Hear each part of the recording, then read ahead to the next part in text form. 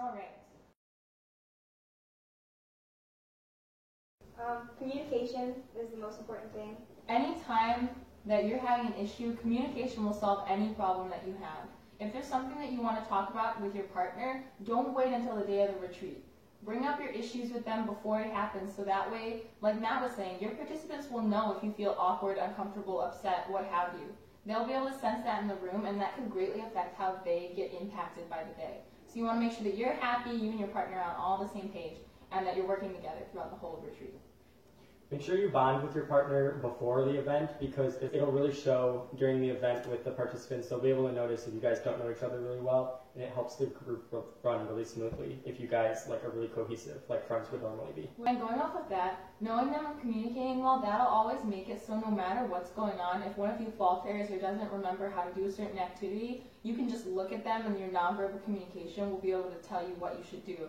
And it's also really helpful if you know their strengths and weaknesses, then you're able to, if you can tell that maybe they're struggling in one area, you'll be able to help them out and pick them up when they're maybe not being able to do it so well.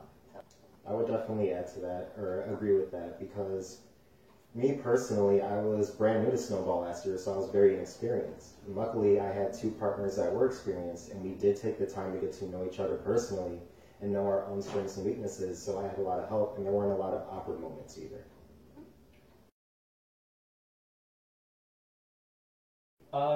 Honestly, you can just kind of get each other's number and text and get to know each other better. If you guys want to meet up in person before the event to do planning for what you want to do for your different small groups and stuff like that, it's really good. It's just a way so you get to know your partner better, so you're not basically just meeting them as you are the participants on the day of the event.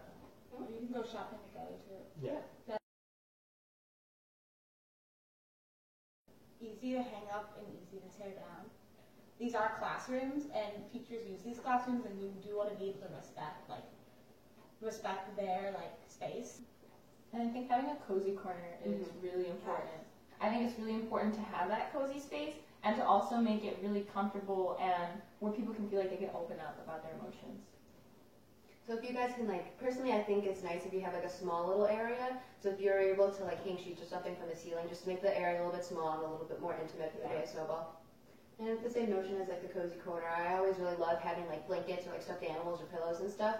Because, when you have that stuff surrounded by you, it feels a little bit more homey, and you're more willing, I guess, to be more open about yourself. And I think having a space where maybe you have Christmas lights or something that's a lot dimmer, that way when you turn off the lights when you want to get into a deeper discussion, or like Natasha said, if people are really tired, if you want to have a little nap time or time where people can just chill out and not say anything. Just make sure to keep the room pretty simple so your participants aren't overwhelmed by everything in the room. Oh my god. Just keep it simple. Yeah, and also, it's a $20 limit. The A team distributes $20 to each group, and anything over that is up to you. Dollar store is your best friend. Yes. Get all your tablecloths from the dollar store. Don't get pop. Yeah, Because no. your kids are going to drink pop at 9 in the morning, and you're going to hate your life. Because they're going to be crazy. And Or then, they'll crash by the end of the day. Yeah, and then they crash by the end of the Juice day. is So also, that if way you they have have to pour the pop, it's a pain. It's Cups everywhere, spills juice everywhere, juice it's boxes. And I would say, I know that you're kind of limited with the resources you get with the $20 and everything, but I would say make sure it kind of looks like you put effort into it. Because I think first impressions are a big thing as well. It's not too important, but make sure you put effort into your decorations as well. And you can always make something yourself too. A $1 pack of paper you could make into snowflakes or whatever you wanted. Also, make sure you show up the night before the event to help set up.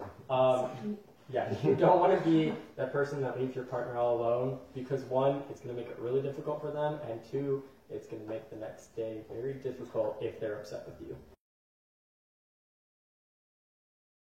Just in general, I would say maybe sit across the circle from one another. Because if you're all sitting how we are now and your participants are in front of you, it kind of almost feels like you're ganging up on them, or that you're kind of in that authoritative position, but you want to make sure that you're on the same level and that you can see everybody around you in the circle. That way, if you're sitting in a circle, also nonverbal communication, you can quickly glance across the circle and make eye contact and know exactly what you're going to do. And that way you're not stopping and looking directly at the person next to you and disengaging from the conversation if one of your participants is talking. Speaking of a circle, having your participants in a circle, we do that very specifically because being in a circle allows everyone to be inclusive. So you want to make sure, like, you and your participants, you're all like sitting in a circle. No one's being left out. No one's like sitting on a chair or something. Yeah, being all on the same level, like Yeah. physically makes it easier to connect.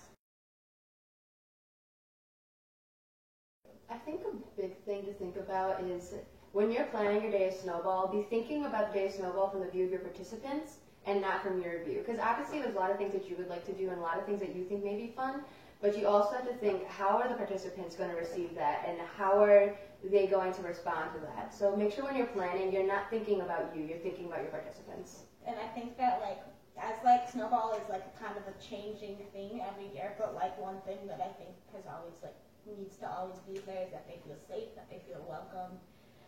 Don't let it show on your face if you have negative emotions about something, because if Jamie were to say something that was coming from her heart, that was a true emotion that I didn't necessarily agree with, you don't want your participant to see your face like turn into a frown or something like that, and then they no longer feel like they can open up to you. Or if, like Matt was saying, if you have a disagreement with your partner and there's something that you don't want to do, you don't want other people to catch on to the fact that you may be uncomfortable, because they'll sense that and they'll mirror that back to you.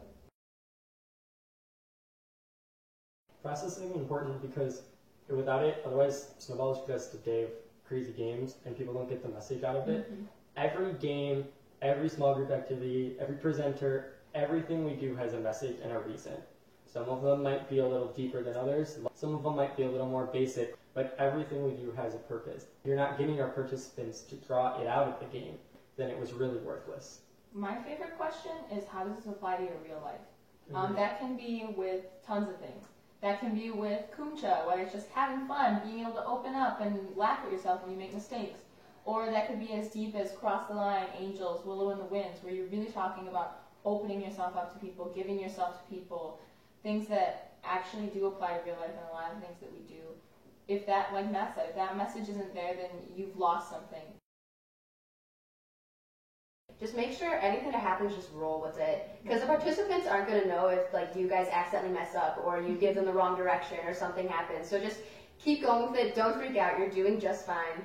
And then none the wiser. Yeah. Improvise with games and stuff. It's like they're just fun. They're really fun games, but it's not fun because of like the rules to the game. It's fun because we get to be goofy and we get to feel comfortable and laugh with a lot of other people.